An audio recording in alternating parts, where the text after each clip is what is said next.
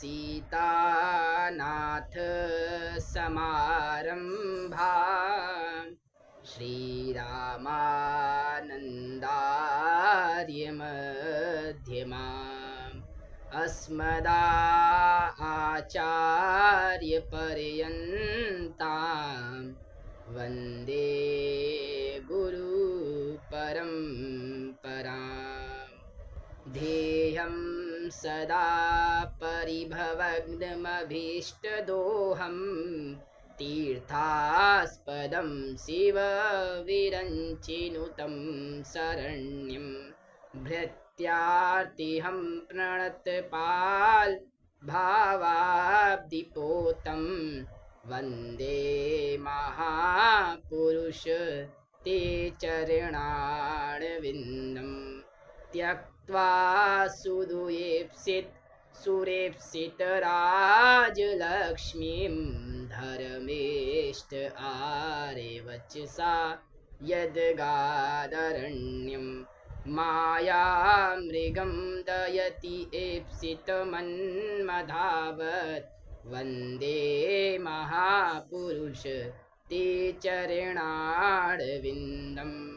कल्याणां निधानं कलिमलमथनं पावनं पावनानां पाथेयं यन्मुमुक्षु सबदि परप्राप्ते प्रस्थितस्य विश्रामस्थानमेकं कविवरवचसं जीवनं सज्जनानां बीजं धर्मधुमस्य प्रभवते भूते राम नामम्। सभी श्रेष्ठ जन और अग्रजों को जय जय श्री सीताराम। तो आज मैं आपके सामने संप्रदाय प्रकरण को लेकर फिर हाजिर हुआ हूँ। संप्रदाय पे मैंने कुछ बोला था कि कितनी संप्रदाय हैं मुख्य।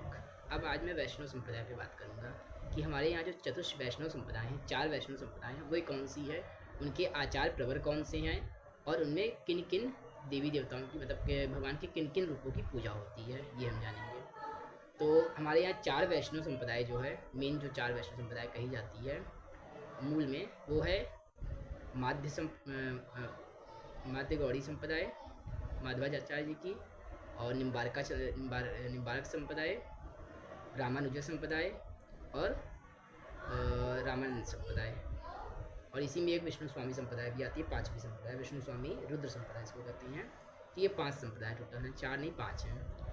और बाकी तो जो अंदर आते हैं जैसे राधा वल्लभ हो गया और श्री हरिवंश संप्रदाय, वो जो श्री हित संप्रदाय जो होती है हरिजू की, तो वो सब इसके पार्ट हो जाती है, इन्हीं में आ जाती है, निम्बारकाचार्य में ही आ जाती है। ठीक है, तो अब हम बात करते हैं कि किस संप्रदाय में किस देवी देवता मतलब किस भगवान के रूप की पूजा होती है। तो पहले निम्बारकाचार्य जी के बारे में बात करते हैं। तो जो निम्बारकाचार्य जी की संप्रदाय है वो सनत कुमार भगवान से शुरू हुई। भगवान का जो प्रथम अवतार था संत कुमार का था। सनत, सनंदन, सनातन और सनत कुमार, ये 4 रूप भगवान के थे।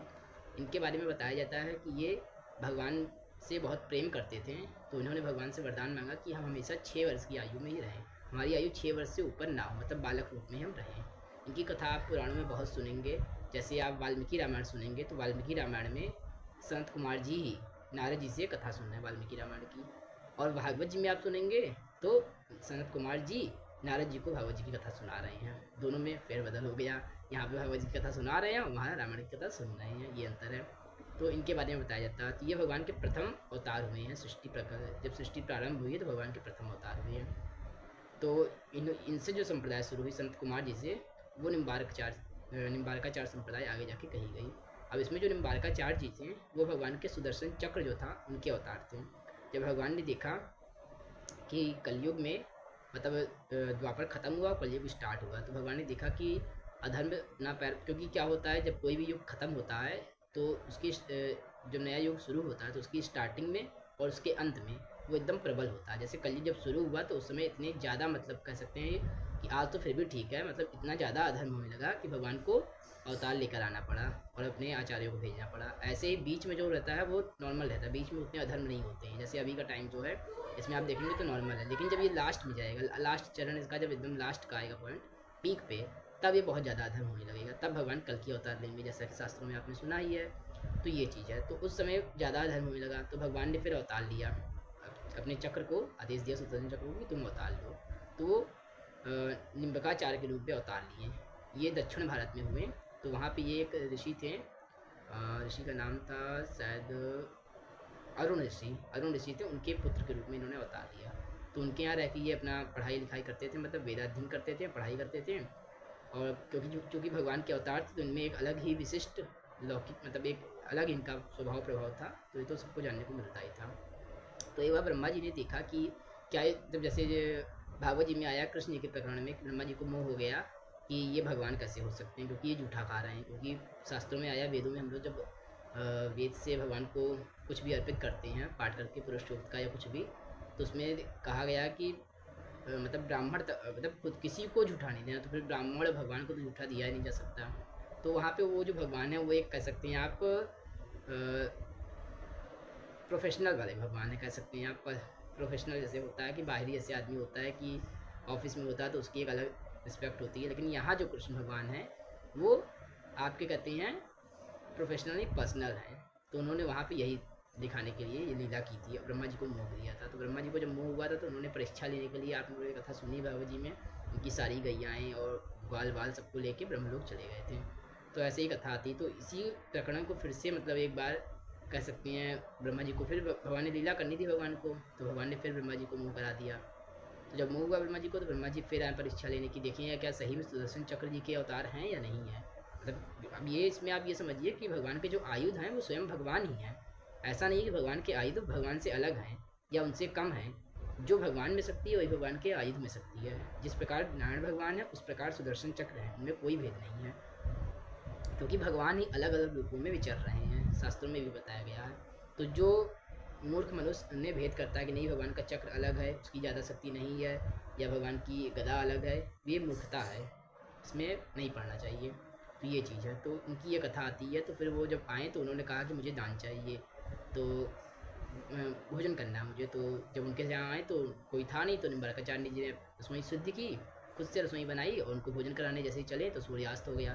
तो उन्होंने कहा कि अब सूर्यास्त हो गया है तो अब मैं कहते भोजन नहीं करूँगा, क्योंकि मैं ब्राह्मण हूँ और संध्या काल में मतलब जो दो संध्या होती हैं, दिन जा रहा है और रात आ रही, तो उस बीच में भोजन नहीं किया जाता, शास्त्र में मना किया गया है। या तो आप उससे पहले कर लें, और वैसे तो उससे पहले करना ही उचित रहता है। रात का भोजन शास्त्रों में सब मना ही किया गया, लेकिन फिर भी आदमी कर लेता है क्योंकि उसको मतलब वैसी विधा नहीं है, तो ठीक है।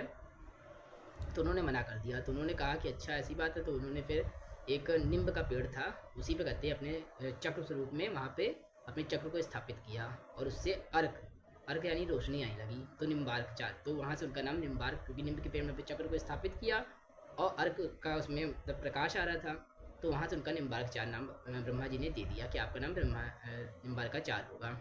वहीं से इनका ये नाम प्रसिद्ध हुआ और फिर आगे जाके आचार्य हुए। अब ये जो संप्रदाय है ये मूल रूप से कृष्णोपासक संप्रदाय है। इसमें भगवान श्री राधा कृष्ण की युगल उपासना होती है। इनके ही मूल मंत्र दिए जाते हैं, कृष्ण भगवान का मूल मंत्र और राधा रानी का मूल मंत्र, और चरम मंत्र भी होता है और शरणागति मंत्र होता है। बेसिक 4 मंत्र होते हैं हर संप्रदाय में। चरम मंत्र वो होता है जो भगवान की वाणी होती है, भगवान ने जो बोला होता है, और शरणागति मंत्र होता है कि वो हमें दिखाता है कि भगवान के शरणागत हैं, हम इसकी याद दिलाता है, तो उसमें एक मंत्र ही होता है और बाकी एक एक मूल मंत्र होता है। ये निम्बार्काचार्य संप्रदाय का है। ऐसे ही माधवाचार्य संप्रदाय, तो माधवाचार्य संप्रदाय में कहा जाता है कि ये हनुमान जी के साक्षात रूप थे, हनुमान जी का अवतार थे। तो ये भी भगवान श्री कृष्ण और राधा जी को डिनोटेड है। जैसे निम्बार्काचार्य संप्रदाय है वैसे ये भी है। अब निम्बार्काचार्य जो संप्रदाय है उसी में राधा वल्लभ संप्रदाय भी आती है, और हरिदास संप्रदाय जो बाकी बिहारी जी की संप्रदाय है, मतलब बाकी बिहारी जी की जो पूजा वाली है वो भी इसी में आ जाती है। अब माधव गौड़ी संप्रदाय, अब जो माधवाचार्य की संप्रदाय है तो ये इसमें ये हो गया, इसमें माधव गौड़ी भी आ जाते हैं। माधव गौड़ी मतलब जो ब्रह्मा जी से स्टार्ट हुई ये संप्रदाय, जिसमें क्या था कि चैतन्य महाप्रभु आए थे कृष्ण जी का अवतार होके, राधा कृष्ण जी का मिलित अवतार थे, तो वो माधव गौड़ी संप्रदाय थी। इनके मूलाचार्य चैतन्य महाप्रभु थे।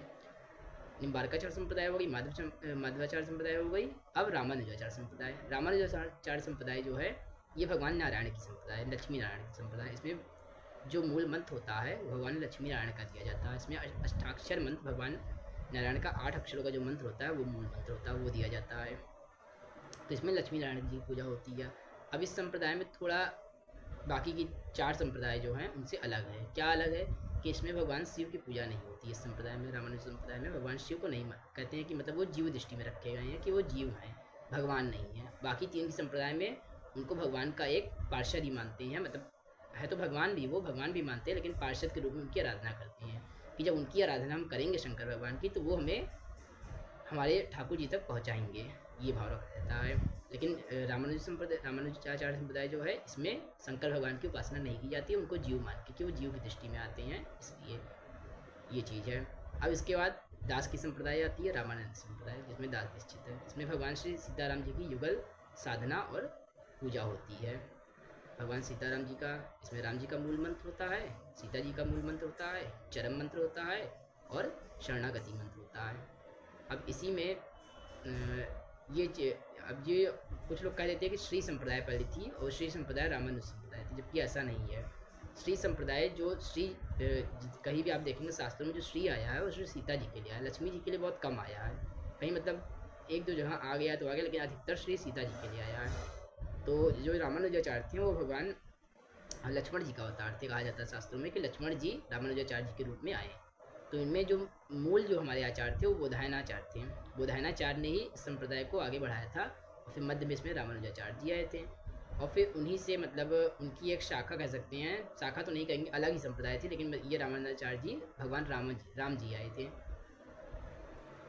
रामानुजाचार्य जी को भगवान राम जी का अवतार कहते हैं, शास्त्रों में आया है। तो ये अलग अलग संप्रदाय है, लेकिन सब लोग इसको एक मिला देते हैं और कहते हैं नहीं, श्री संप्रदाय एक है, उसमें रामानुज संप्रदाय है और रामानुज संप्रदाय की आगे जाके शाखा निकल गई ये रामानंद संप्रदाय, जबकि ये पूरा गलत प्रकरण है। अगर आप इसको शास्त्रों से देखेंगे तो आपको ये गलत मिलेगा। जबकि ये रामानंद संप्रदाय अलग है, श्री रामानंद संप्रदाय और श्री रामानुज संप्रदाय। पहले ही श्री संप्रदाय था, लेकिन बाद में ये आचार्यों की वजह से डिवाइड हो गया। पहले दोनों की साथ में ही पूजा होती थी, लेकिन बाद में आचार्यों ने इनको अपनी सुविधा के लिए डिवाइड कर दिया। तो ये अलग अलग संप्रदाय शुरू से ही थी। बात वो है कि पूजा हो जाती थी क्योंकि ये चीज़ था, ठीक है। तो ये 4 संप्रदाय हो गई। 5वीं जो है वो वैष्णव संप्रदाय, रुद्र संप्रदाय, जो भगवान शंकर से प्रारंभ हुई। इसमें विष्णु स्वामी आचार्य आए हैं बीच में।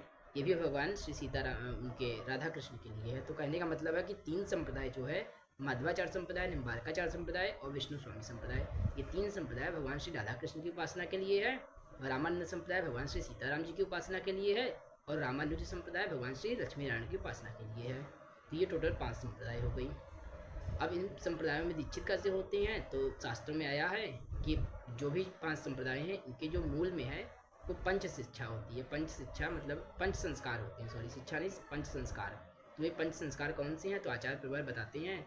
तापह पुण्ड्रस्तथा नामो मंत्रम मालच पंचमा अमीहि पंच संस्कार परमे कांति हेतवः। ये जो पंच संस्कार का प्रकरण आया है, ये रुद्र यामल ग्रंथ में श्लोक आया है। वहाँ से सीता जी कहती हैं राम जी से कि मैं ही 5 संस्कार के रूप में प्रतिष्ठित हूँ। तो आचार्य प्रवर जब जीव का 5 संस्कार करते हैं तो वे डायरेक्ट सीता जी से उसकी सीता जी उसकी आचार्य, मतलब कहते हैं श्री रामानंद संप्रदाय तो उसमें श्री सीता जी उसकी आचार्य होंगी। बाकी रामानुज संप्रदाय तो श्री लक्ष्मी जी उसकी आचार्य होंगी। वो भगवान के पास उस जीव को प्रेषित करती हैं कि भगवान ये आपका दास है, ये आपका बेटा है, इसके ऊपर कृपा करिए, ये चीज़ है। तो ये 5 संस्कार होते हैं। लेकिन रामानंद संप्रदाय में कहा जाता है कि ये 5 संस्कार जो होते हैं विरक्त मार्ग के पथिकों के होते हैं, गृहस्थों के नहीं होते हैं। ये उनका अलग नियम है, गुरु जी ने मतलब आचार्य प्रवर ने ऐसा नियम दिया है, तो उसमें नहीं पढ़ना चाहिए। और बाकी रामानुज संप्रदाय में गृहस्थों का भी 5 संस्कार होता है और विरक्तों का भी 5 संस्कार होता है। और ऐसे ही बाकी की 3 संप्रदाय जो है इसमें भी यही चीज़ होता है। अब ये 5 संस्कार कौन कौन से होते हैं, तो जैसे मैंने आपको श्लोक के माध्यम बताया, तापस पुंड्रस तथा नामो मंत्रम माला च पंचमा।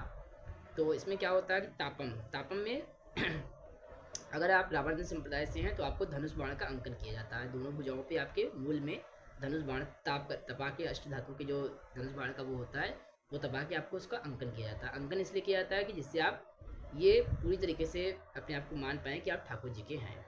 ऐसे ही जो रामानुज संप्रदाय है उसमें कहते हैं शंख और चक्र का अंकन किया जाता है। और बाकी की जो कृष्ण जी की 3 संप्रदाय है उसमें भी यही चीज़ शंख चक्र का अंकन किया जाता है। ये ताप संस्कार हो गया। पुंड्रस जो मैंने आप देख रहे हैं, मैंने ऊर्ध्व पुंड तिलक लगाया है। अब इस तिलक को ऊर्ध्व पुंड क्यों कहते हैं, क्योंकि पुंड जो होता है संस्कृत में उंगली के अग्रभाग को पुंड कहते हैं, तो ऊर्ध्व को कहते हैं कि ऊपर। तो अब ये तो मैंने आपको उससे लगाया है, कहते हैं चांदी की सलाई होती है उससे मैंने लगाया है, जिससे ये थोड़ा सा सिस्टमेटिक ढंग से आपको दिखे। लेकिन पहले क्या होता था, या हमारे हमारे गुरु जी जो लगाते हैं तो वो हाथ से लगाते हैं, तो हाथों के पुंड से ऐसे ऊपर करके लगाते हैं, तो इसको ऊर्ध्व पुंड कहा जाता है। जितने भी आप टीके देखेंगे जो ऊपर की ओर हों और ऐसे हों तो वो ऊर्ध्व पुंड कहलाएंगे, और जो ऐसे हों 3 उंगलियों से लगे हों त्रिपुंड कहलाते हैं। त्रिपुंड जो तिलक होता है वो शैव संप्रदाय में लगता है, और शंकराचार्य जो हैं वो भी लगाते हैं त्रिपुंड, लेकिन उनका त्रिपुंड वो नहीं होता है। कहने के लिए लगता तो ऐसे ही है, लेकिन वो त्रिपुंड नहीं होता, वो चंदन से लगाते हैं, क्योंकि वो भी कहते हैं वैष्णव संप्रदाय है। उनके भी कहा जाता है कि नारायण समारंभाम शंकराचार्य मध्यमाम अस्मदा आचार्य पर्यंताम वंदे गुरु परंपराम। तो नारायण जी से वो भी संप्रदाय शुरू हुई है। बात यह है कि उसमें शंकराचार्य बीच में आ गए शंकर जी का अवतार होके, तो ये भी अलग चीज़ है, इसमें मैं अलग से बाद में आपको बताऊंगा। तो ये वैष्णव संप्रदाय में ये 5 संप्रदाय बेसिकली हैं, और ये भी है लेकिन इसको अलग रखते हैं, ये चीज़ है। तो ये ऊर्ध्व पुंड तिलक होता है। तो दूसरा संस्कार आपका ऊर्ध्व पुंड का होता है। तो तापस पुंड्रस तथा नामो, नाम के लिए यहाँ पे मंत्र का आश्रय लिया जाता है, कि नाम से आप यहाँ मंत्र समझिए कि जो भगवान का मूल मंत्र होता है वो गुरु जी आपको कर्ण में, आपके दाएं कर्ण में देते हैं, कपड़े का आवरण करके। कपड़े का आवरण दाएं कर्ण में देने का अर्थ यही है, क्योंकि दाएं कर्ण में कहा जाता है कि सभी तीर्थ सभी देवी देवता वास करते हैं, तो उसमें मंत्र दिया जाता है। और कपड़े का आवरण करके इसलिए गुरु मंत्र दिया जाता है जिससे अगल बगल के लोग उसको, अनधिकारी लोग उसको सुने ना। और आपने देखा होगा जब भी गुरु मंत्र दिया जाता है तो उसमें कहते हैं भगवान के नाम का कीर्तन करने रहते हैं, कि अगर मान लीजिए कहीं थोड़ी बहुत आवाज़ आ भी रही हो मंत्र की तो वो ना आए, ये चीज़ है। तो ये होता है नाम संस्कार, इसी को मंत्र संस्कार नाम संस्कार कहते हैं। तापस पुंड्रस तथा नामो मंत्रम, मंत्रम माला च पंचमा। नाम संस्कार, सॉरी, नाम संस्कार में आपको दासांत नाम दिया जाता है, दासांत नाम दिया जाता है। ये मंत्र, और मंत्र संस्कार में आपको मंत्र दिया जाता है। दासांत नाम का अर्थ है कि आपका अगर गृहस्थ में तो आपका जो नाम चल रहा है वही नाम चलेगा, उसके आगे पीछे दास लग जाएगा। जैसे अब मुझे जो नाम मिला है तो मेरा सुयस नाम है, तो मैं उसके पीछे दास लगाता हूँ, सुयस दास। तो ये नाम संस्कार होता है जो गुरु जी आपको देते हैं। और मंत्र संस्कार में आपको मूल मंत्र दिया जाता है, ये चीज़ है। और माला, माला अर्थात आपको कंठी माला जैसे दास ने पहनी है, जैसे आपको कंठी माला दी जाती है जो कंठ से लगी हो। अब शास्त्रों में इसीलिए इस कंठी माला का जिक्र है, क्योंकि ऐसी अगर कंठी माला होगी कंठ से लगी हुई तो इसमें कभी सूतक पातक नहीं लगेगा। वैसे कंठी में सूतक पातक नहीं लगता है, तुलसी में सूतक पातक नहीं लगता है, लेकिन अगर वो किसी धागे में है या बड़ी उसमें फॉर्म में है तो सूतक पातक नहीं लगेगा, लेकिन मर्यादा की दृष्टि से उनको आपको उतारना पड़ेगा और नई धारण करनी पड़ेगी, ये चीज़ है। तुलसी में नहीं, बस उसके धागे में सूतक लग सकता है, क्योंकि भाई धागा है, तो ये चीज़ है। इसलिए दास ने भी आप देखेंगे कि सिल्वर में दास ने बनवा के पहना है, जिससे इसमें सूतक का कोई, चांदी में सूतक तो लगता नहीं है, और कंठ से लगी है तो उसको कभी उतारना नहीं है, जीवन पर्यंत दास को पहना रहेगा, ये चीज़ है। तो ये 5 संस्कार होते हैं वैष्णव में। तो अब जिन जिन को भी भगवान राधा कृष्ण की उपासना करनी हो तो वही 3 संप्रदाय, माधवाचार्य संप्रदाय, निम्बारकाचार्य संप्रदाय और ब्रह्मगौड़ी संप्रदाय और विष्णु स्वामी संप्रदाय। ब्रह्मगौड़ी संप्रदाय, विष्णु स्वामी संप्रदाय, ये मूल में, क्योंकि जब कृष्ण भगवान की, राधा कृष्ण की, तो सबको एक भी कहते तो कोई अलग बात नहीं है, आचार बस अलग अलग समय पे आए हैं, तो आपको ये 4 संप्रदाय अलग दिख रही हैं। और बाकी जिनको सीताराम जी की उपासना करनी है वो श्री रामानंद संप्रदाय में आ सकते हैं, बाकी जिनको लक्ष्मी नारायण भगवान की उपासना करनी है वो रामानंद संप्रदाय में जा सकते हैं। तो ये संप्रदाय पे मैंने एक वीडियो के माध्यम से आपको बताने का प्रयत्न किया कि संप्रदाय क्या होती है, बाकी संस्कार क्या होते हैं ये भी मैंने आपको बताया। मूल में तो भगवान का नाम ही होता है। यदि आप किसी संप्रदाय में दीक्षा नहीं भी ले पा रहे हैं या आप अपने नियम नहीं फॉलो कर पा रहे हैं, सबसे पहले तो आप नियम फॉलो करिए। जिस भी संप्रदाय में आपको दीक्षा लेनी है उस संप्रदाय के संत प्रवर जो हैं उनसे, या उनके अनुयायी जो हैं, शिष्यगण हैं, उनसे बात करिए और देखिए कि उस संप्रदाय में क्या नियम है। जैसे राधा वल्लभ संप्रदाय है तो उसमें विशेष नियम ये होता है कि उसमें तुलसी से ठाकुर जी को भोग नहीं लगाते हैं, क्योंकि तुलसी महारानी उसमें भगवान की परम सखी बताई गई हैं, इसलिए तुलसी महारानी को वहाँ पे स्थापित करते भोग नहीं लगाती हैं, और एकादशी का व्रत भी नहीं रहते हैं। तो ये दो बात जो है वो राधा वल्लभ संप्रदाय में आती है, ये चीज़ है। तो ऐसे ही आप जब किसी संप्रदाय में दीक्षित होने जा रहे हैं तो आप उसके बारे में इंक्वायरी कर सकते हैं। अब इंक्वायरी आप कहाँ से करेंगे, तो इंक्वायरी के कई साधन हैं। आप चाहे तो वहाँ के उस माहौल में, मतलब उस स्थान पे जाके वहाँ से पूछ सकते हैं। बाकी संत प्रवर लोग भी अपना नियम बताते रहते हैं कि मेरा ये नियम है, ये नियम नहीं है, या ये करना, ये करना। बाकी जो बेसिक नियम होता है वो यही होता है कि जो भगवान को भोग लगे वो आप खाइए, जो भगवान को भोग नहीं लगे वो आप मत खाइए। और अन्य गालिक जाहिर सी बात है, भगवान को भोग नहीं लगता तो आपको छोड़ना ही पड़ेगा, और इसमें फिर सारी चीज़ छूटी जाती है। अब अंदर के जो नियम है कि कितनी माला करनी है, क्या व्रत रहना है, या किस विधा से आपको भगवान को करना है सेवा, तो वो अलग वो आपको गुरु जी बताते हैं। बाकी जो कृष्ण भगवान की संप्रदाय है या हम लोग की भी जो संप्रदाय है उसमें अष्टयाम सेवा होती है, भगवान की 8 याम सेवा होती है। सुबह होती है सेवा, आरती भोग, फिर दिन में होती है, फिर श्रृंगार आरती, पहले उत्थान आरती, फिर श्रृंगार आरती, फिर भगवान का राग भोग। ये मतलब ऐसे 8 प्रकार की सेवा भगवान की दिन में होती है, मतलब सुबह से लेकर रात तक। तो अष्टयाम सेवा इसको कहते हैं।